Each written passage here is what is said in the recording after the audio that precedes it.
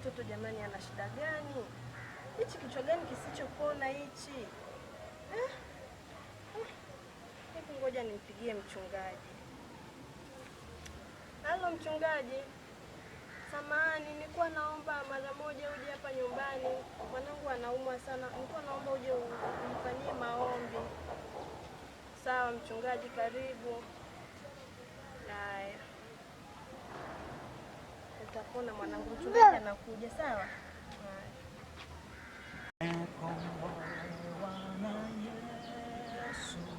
Na sasa ni hodi jamani. Karibu mchungaji. Habari za hapa? Karibu. Salama kidogo. Ameanza kuumwa lini? Ni muda mrefu sana. Yaani nimeenda kwa waganga, nimehangaika hospitalini, lakini naona hapati nafuu yoyote. Usijali.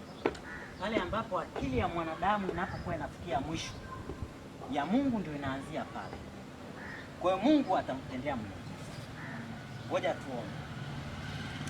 Baba, Mungu unayeweza kufunua hata yale yaliyo nyuma ya pazia, asante kwa kunifunulia hili. Naomba kila kamba za mauti zilizomfunga mtoto huyu ninaziamuru kwa mamlaka jina la Yesu. In the name of Jesus Christ, zimwachie kwa jina la Yesu. Amen. Alikuwa amefungwa na nguvu za giza. Inaonekana humu ndani amfanye maombi.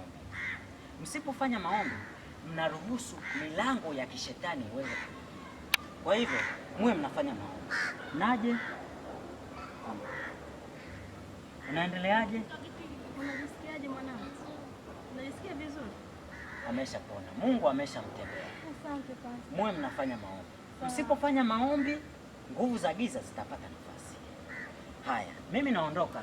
Ngoja nawahi kwa ajili ya huduma zingine. Tunashukuru mchungaji. Mbarikiwe sana. Naje? Haya, muwe mnafanya maombi, sawa Pastor. Ni nini hiyo? Hapa ni sadaka. Hapana. Biblia inatufundisha karama hizi tumepewa bure na tunapaswa kuzitoa.